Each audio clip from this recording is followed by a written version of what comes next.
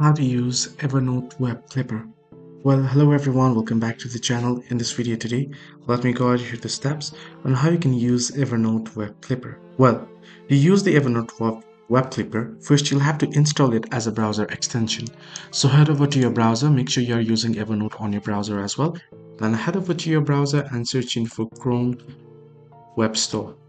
Then you can head into chromewebstore.google.com directly as well, and then here search in for Evernote Web Clipper extension. So you can see right here, and you can proceed to install it.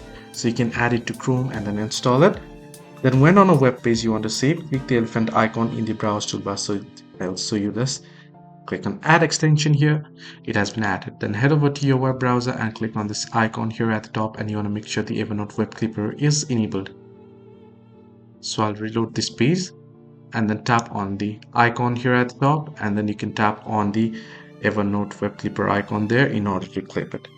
You can also add a notebook, tags or comments before saving to help organize the clip, which will then sync to your Evernote account as well. Hope this video helped you. Do like and subscribe.